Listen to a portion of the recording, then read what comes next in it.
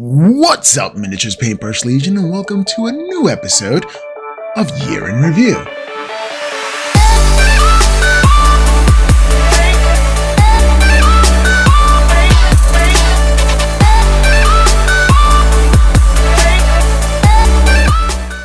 Welcome back, TMP fans, and boy am I excited to share with you as I go through the year and see how many miniatures I painted and what kind of developments I have done as a painter, which is super exciting because I can see how I've grown as a painter, and you can see incrementally how adventurous I was during the year and what I learned. I always say at the end of my shows to paint every miniature to increase one's skill. So let's see if I did that. Okay, so let's start off alphabetically with the year and how I have done and what kind of videos I've actually produced. There was a lot of changes this year in 2025 for me. One, adjusting to a new marriage to my wife, Sarah, who is also an artist. You can see her work right here. That's her self-portrait, which I keep in stream as well, because I'm extremely proud of her. And I'm learning a lot of freehand from my wife. So hey, you know what? Win-win for sure. So one of the videos though that I did was my backlog videos. Okay, so some people have pile of shame. I have a pile of potential. At least that's the way I like to think about it. And that pile keeps growing, unfortunately. I plead that your backlog would get ever smaller when I finish up a video, but mine just keeps on increasing, and unfortunately is becoming a problem, bigger than what I can paint. So my wants, I'm gonna have to curve my wants because I get so excited for so many armies. I can't just collect all the armies of Warhammer 40k, Age of Sigmar, and the ancillary games that Waves Workshop puts out. It's not feasible, so we'd have to taper some of that down. In fact, oh my goodness, the backlog is insane. There is just so much there that looking at it all grants me some security, but at the same time, how much money I spent on that. I think I need to taper it down just a little bit, or paint faster, or both. I don't know, but yeah, I should not be buying any more models unless I paint the ones that I, finish. Even if 11th edition is coming out and there's some WOG in there, it should be anyway. Hopefully.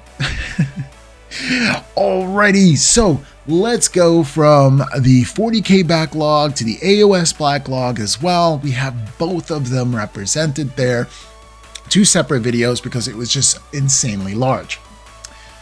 So from there, I finally moved my YouTube studio from downstairs to upstairs, and I had to repaint the area.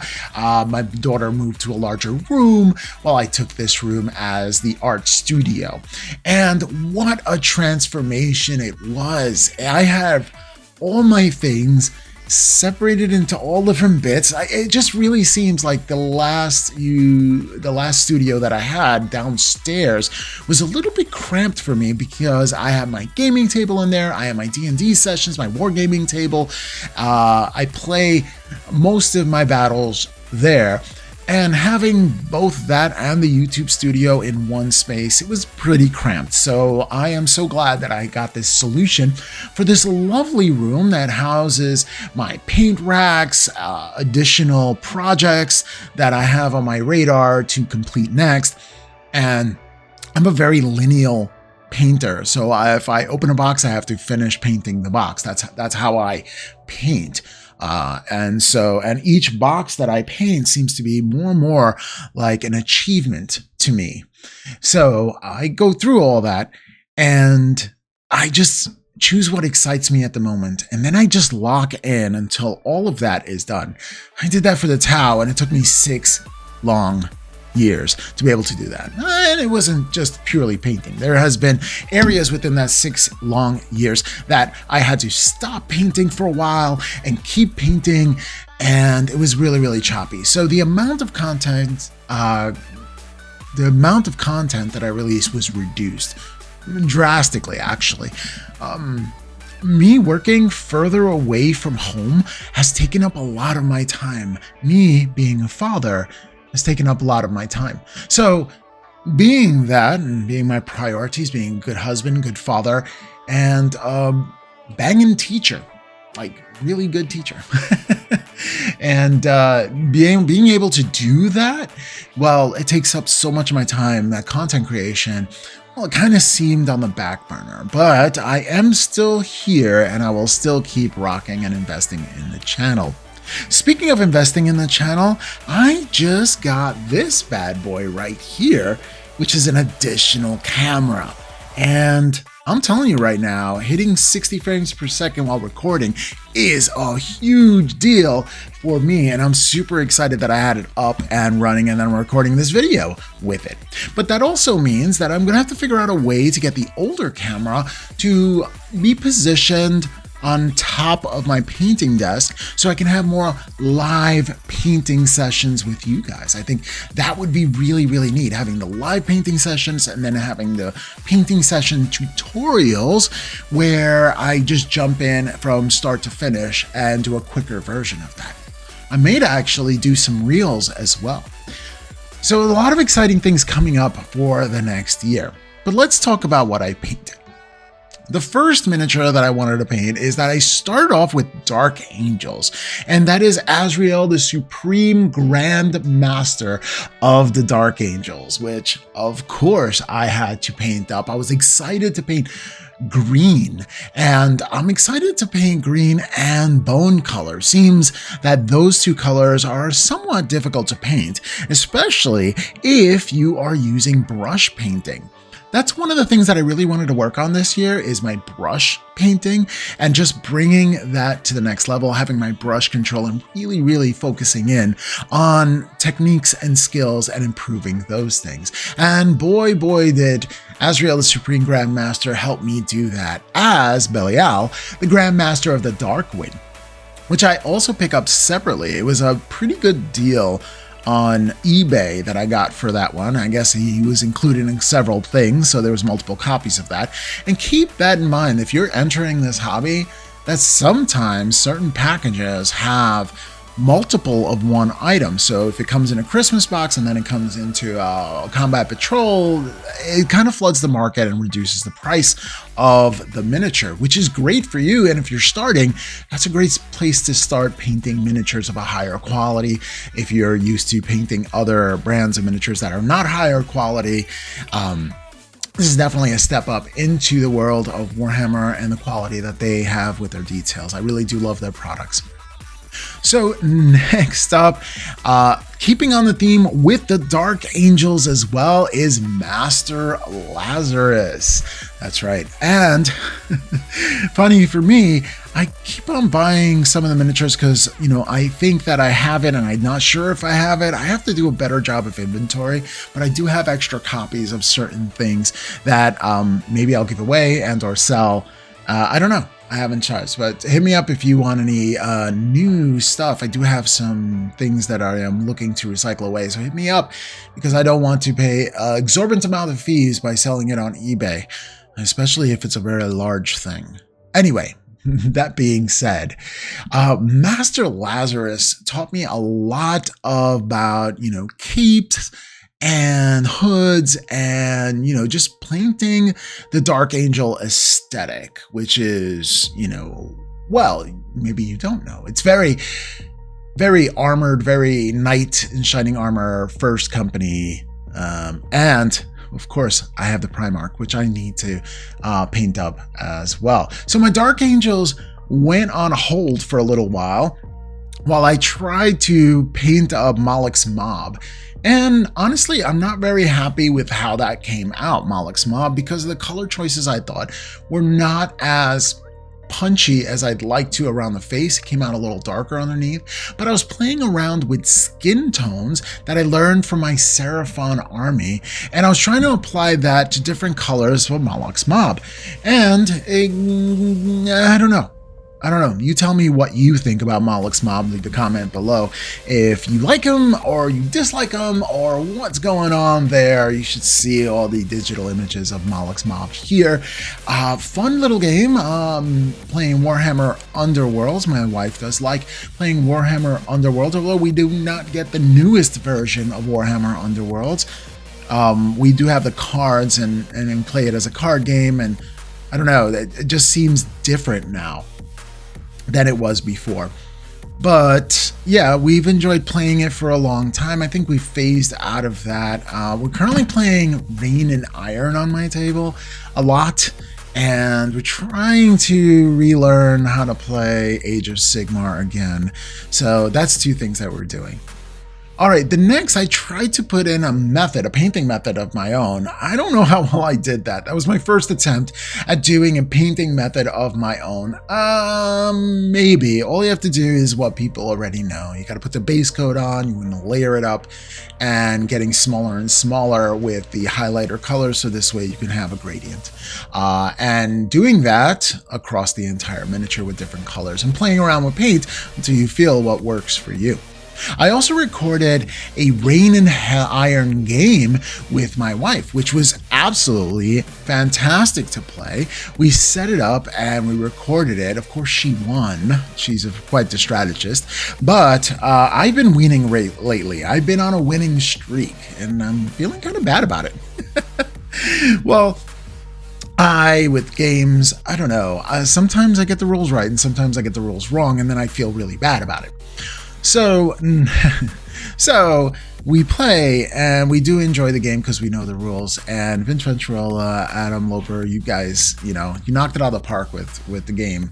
I love the mechanics and everything else, and it was a lot of fun. And the evolution or getting treasures and stuff like that is not overpowered. Like, I felt it could have been. Like, it got really powerful really quickly in Rain and Hell. But Rain and Iron seems to taper that down a little bit, so you can play multiple games without one version or one team being overpowered or not. For example, even though I win a match, my wife can actually get more enhancements and more treasures than I do, simply because it's a roll of the dice, which I like.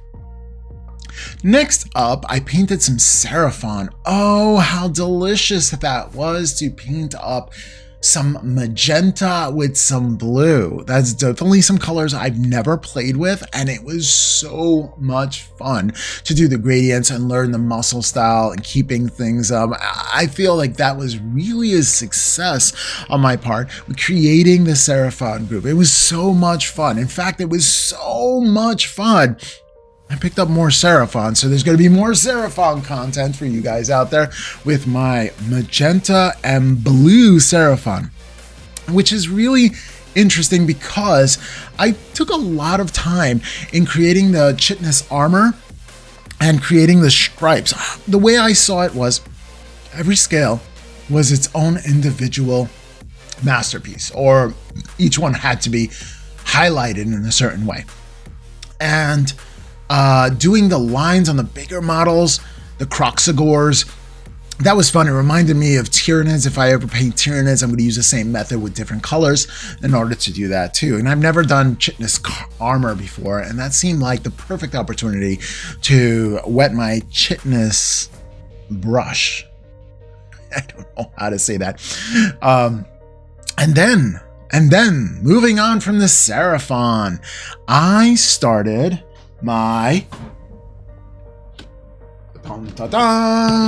Skaven Christmas box, the Verminous Host 85 miniatures, the biggest project I have ever done to date, and I actually have it well completed. I still have another video to come out with, 2 other videos to come out with. In fact, I have one for the Gracier and the Screaming Bell, and I have another one for the Warlock Bombardier, another video coming out there, and another one for the Clan Rats that I did as well. So, and yeah, so far I have done the Storm Fiends and the Plague Monks, but we have some more content coming up with the Skaven. So if you've been enjoying my Skaven painting, there is going to be more for you to check out later on. Another thing that I've started are my Space Wolves. Ever since the release of the Space Wolf, and how I am so happy that they came out with new Blood Claws as well as new Grey Hunters. Simply because I have not converted any of my Primaris stuff into Space Wolf stuff, and I was waiting for the basic troops to come out. Now, granted, I hear that there are other units that are more efficient than the Grey Hunters to use in battle, but it's all about thematic army for me. So, you know, I'm going to field them as many times as possible, and I'm going to Warhammer Mount Airy. If you're anywhere near that area and you know where that is in the Maryland area, you can join me possibly there, and possibly we can play some rounds there. So this is pretty new. I'm still learning how to play 10th edition. Namely, I have not played 10th edition yet, and it's going to be 11th edition. It's because, well, I know life is busy. It happens. I have responsibilities, don't we all, right? So I'm going to get there, and I'm going to try to have some more fun with that.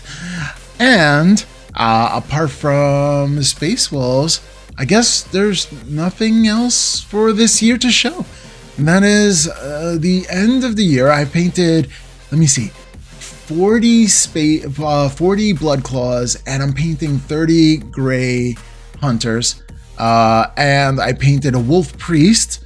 And I recorded those videos. So those videos are actually going to come out and soonish. The second I have time to edit the videos. Editing videos is an entire day process. I'm talking at least 8 hours or more to be able to fit in all the things that I do per one video. So that's a dedicated day of editing, which sometimes I have and sometimes I don't. But I am excited about a lot of things, like getting this camera running was definitely a win. Having a second camera so I can do my live streams, definitely a win. And I'm really excited about what 2026 has to offer for the miniatures paintbrush and what kind of adventures I am going to get into, or I should say we, the Alia family here, are going to get into.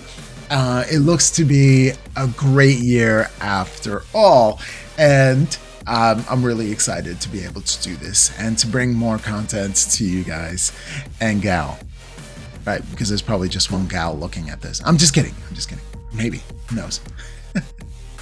Well, if you like this video, if you have a question for me for your painting or planning of an army or anything like that, please put a comment down below. If you like this video, consider giving it a like. Tell other people about it. And you can subscribe for more of my content.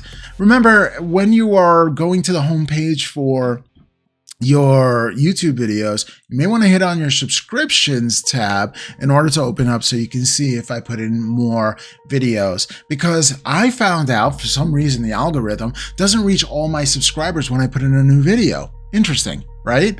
So do yourself a favor. I have a lot of content, and if you've missed some because YouTube doesn't alert you, just go into the subscribe tab, sprint over to the T section, and check out the miniatures paintbrush for any of my content goodness. You can also catch me at Wolf Brother Hobbies, where I do a live show with Wolf Brother Mythos, and I've been having fun painting up my Space Wolf with that chap right there.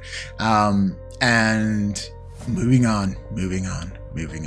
All right. Well, I hope you had an excellent year. I hope you painted up a lot of models as well. I secured more than 100 models that I painted, even though it was a lot less than I usually paint throughout other years, a lot less content out, but I painted over 100 different models this year, and I'm very proud of that. Well over 100, which is exciting for me. Well, I hope you liked this video. Make sure that you paint every miniature intentionally to increase one skill, at least one skill, and may your backlog, unlike mine, get ever smaller.